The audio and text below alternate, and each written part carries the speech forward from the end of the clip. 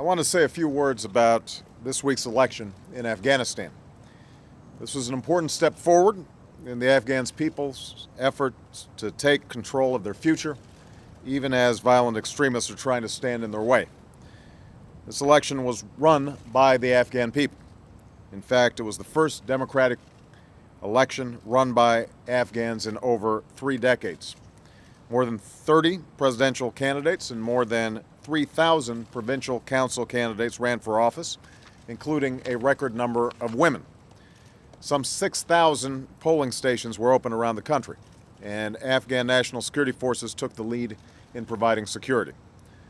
Over the last few days, and particularly yesterday, we've seen acts of violence and intimidation by the Taliban, and there may be more in the days to come. We knew that the Taliban would try to derail this election.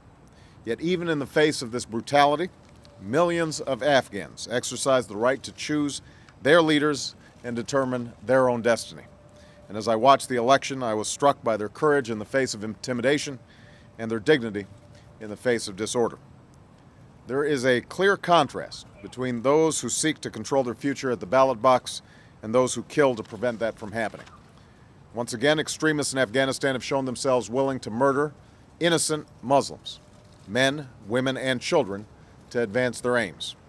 But I believe that the future belongs to those who want to build, not those who want to destroy. And that is the future that was sought by the Afghans who went to the polls and the Afghan national security forces who protected them.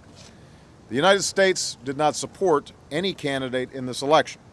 Our only interest was the result fairly accurately reflecting the will of the Afghan people.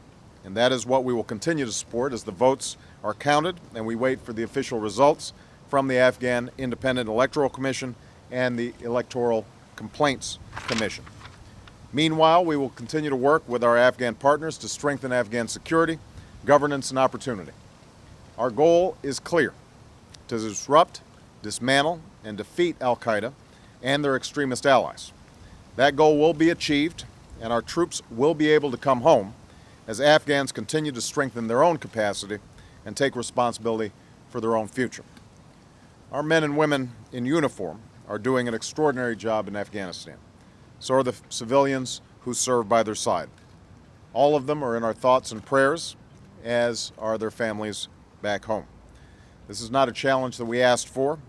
It came to our shores when al-Qaeda launched the 9/11 attacks from Afghanistan. But America, our allies and partners, and above all, the Afghan people, share a common interest in pursuing security, opportunity, and justice. We look forward to renewing our partnership with the Afghan people as they move ahead under a new government. And I want to again congratulate the Afghanistan people on carrying out this historic election and wish them a blessed month as they come together to welcome the beginning of Ramadan. Thanks very much, everybody.